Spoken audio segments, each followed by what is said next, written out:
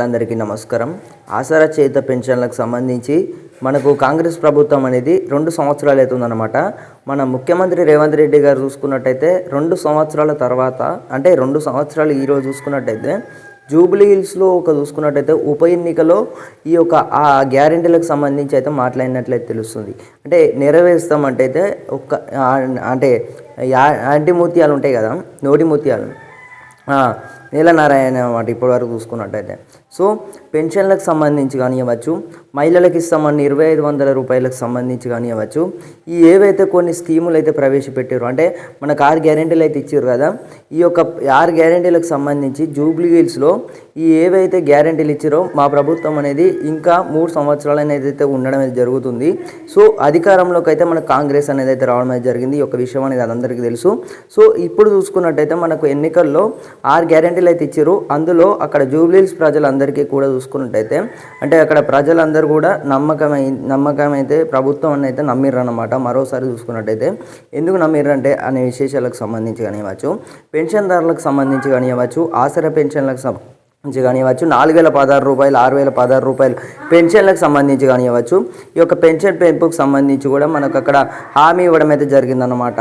అంటే మనకు అక్కడ జూబ్లీ హిల్స్ ప్రజలందరికీ కూడా హామీ ఇవ్వడం అయితే జరిగింది.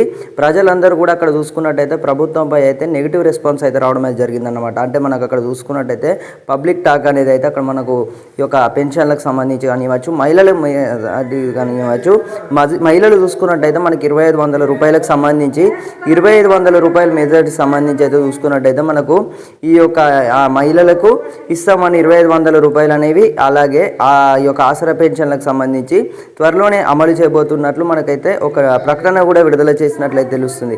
సో ముఖ్యమంత్రి రేవంత్ రెడ్డి గారు కూడా మనకు చూసుకున్నట్టయితే ప్రచారంలో ప్రతి ఒక్కరికి ఇంటింటికి తిరిగి అంటే వృద్ధురాలు కానివ్వచ్చు, అందరికీ కూడా పెన్షన్దారులకు కానివ్వచ్చు, మహిళలకు కానివ్వచ్చు, మీ యొక్క మహాలక్ష్మి స్కీమ్కి సంబంధించి 2500 రూపాయలు అనేవి అమలు చేస్తామని అయితే హామీ ఇవ్వడం జరిగింది. అలాగే త్వరలోనే అమలు చేస్తామని అయితే చెప్పడం జరిగిందన్నమాట.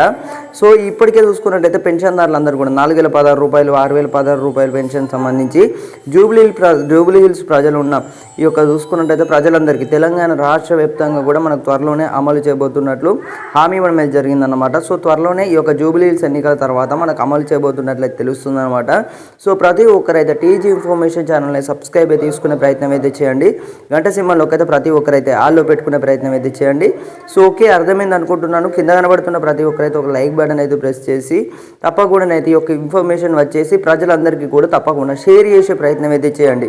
ఇప్పటివరకు చూసుకున్నట్టయితే పెన్షన్దారులందరికీ ఈ యొక్క ఫ్రెండ్స్ అందరికీ కూడా వాట్సాప్ గ్రూపుల లాంటి ప్లాట్ఫామ్స్లలో తప్పకుండా షేర్ చేసే ప్రయత్నం అయితే చేయండి. మళ్ళీ కలుసుకుందాం.